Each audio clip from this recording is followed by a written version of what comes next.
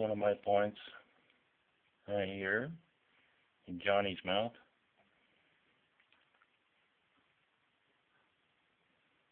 It's called a fox point. There's a necklace and a blue glass. These are some other points I made.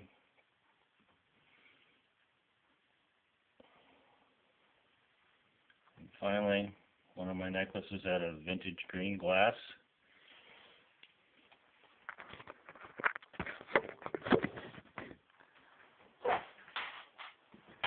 Hello there. For those of you who don't know me, my name is Bearclaw. I'm into primitive living type stuff, and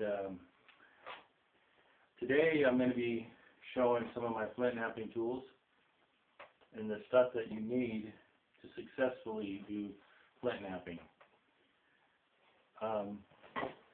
Start off with, you got to have some gloves. Gloves are really important for the job. Good pipe. No, you don't have to have a good pipe, but gloves are really important because I've gotten cut so many times. Gloves are really important. Now, everybody wants you to spend a lot of money on this little hobby and stuff, and you don't have to. Anybody who knows Bearclaw, I know how to do it cheap, next to nothing, you know. Copper wire costs about this cost me 95 cents a foot. And I put this in the drill and twisted this to harden it, but you don't really have to do that. But I like to try different stuff.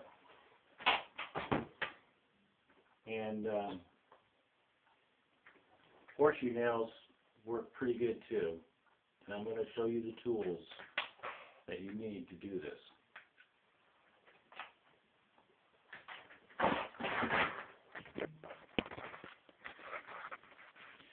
Now to start off with, I'm going to show you some pressure flakers here. And this is a pressure flaker that I made. You can see here. It's got a horseshoe nail inside of it. This one's been epoxied. I don't recommend epoxying them. But this one, this is for notching. I use this for notching some of them. And here's a fancier one made out of a piece of antler. And this is nice because it really fits my hand well, and you can apply a lot of pressure. Here's another pressure flaker right here, and this one has a horseshoe nail in the end of it, and this has a piece of copper wire, that copper wire there. And all this stuff can be made really cheaply. Now, let's go over some stuff that you absolutely need, you know. You need at least one pressure flaker, a pair of gloves, you need a file, okay, you need reading glasses or a pair of safety glasses, okay. I use both. Okay. Then for your hands, you need to cut some pads, these little leather pads here. Now when I put the camera down, I'll show you what these pads are for. But I've got various pads made. This one is made out of a piece of really thick rawhide, so sometimes you need a stiff back. And then of course you need, if you're going to be knapping glass, and you will be, because glass is a lot of fun to knap, you need a glass cutter.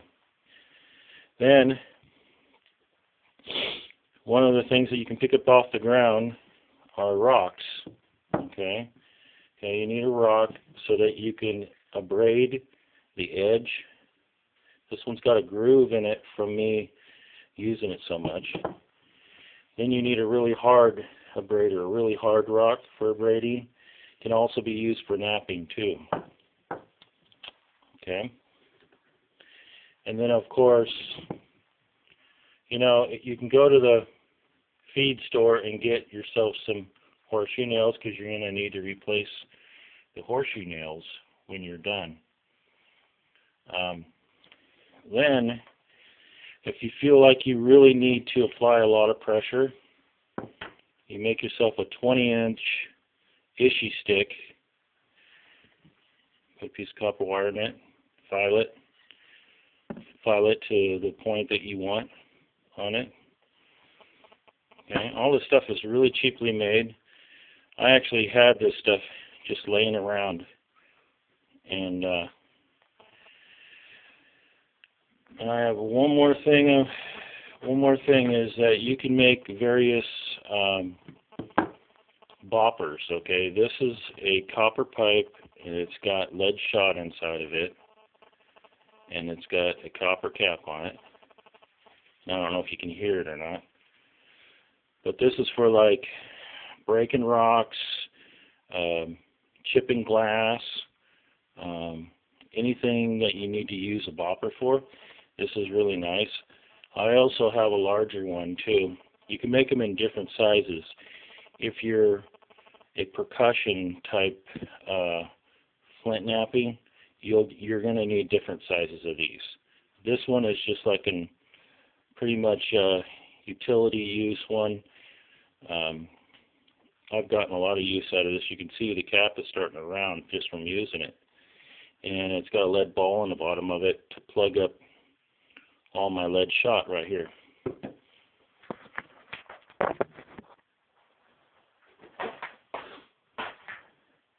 Now, it's really important about safety first. And when you're knapping, you can't just put a piece of glass in your hand and start knapping. You can, but you're going to have really tough hands. So like, this is a piece of glass that I cut for making a point. And so that, just to kind of show you what these tools are, is this, you're abrading the edge. You're sanding the edge there. And without this tool, you're not going to be able to knap this very easily. And what this does is, when you sand that edge,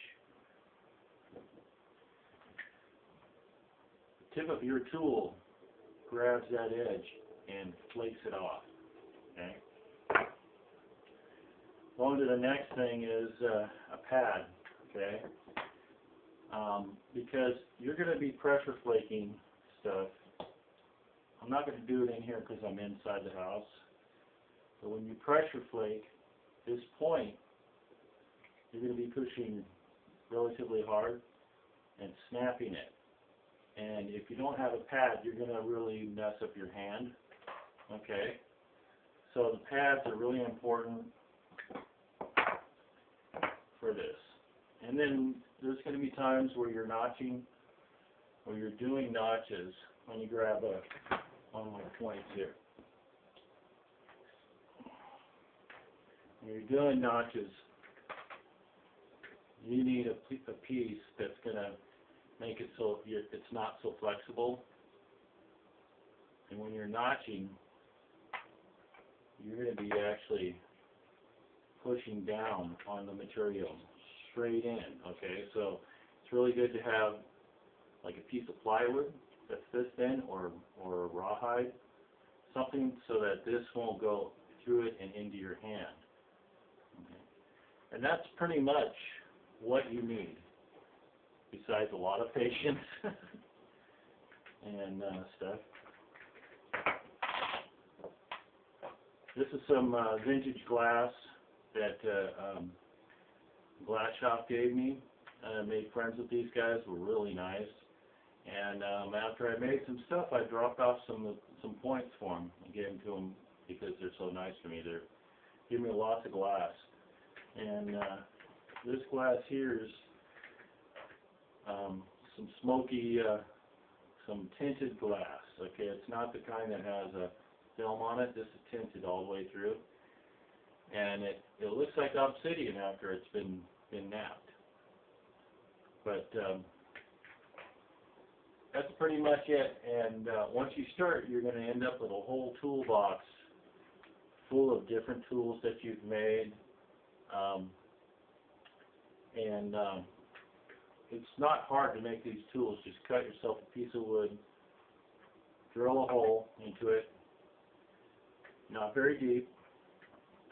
Cut off a piece of wire and put it inside there. And just take a hammer, tap it in there. Then all you have to do is take your file and sharpen it like this. And that's why the file is important too, because you got to keep all your tools sharp. I like this one because it's a double-ended one, because I use this tip a lot, and then when I'm doing my fine work, I have my horseshoe nail right there.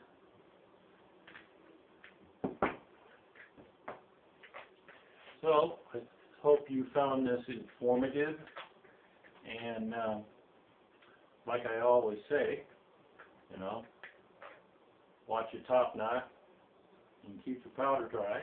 And I'll see you next time on YouTube. And next time I'll be doing a napping demonstration.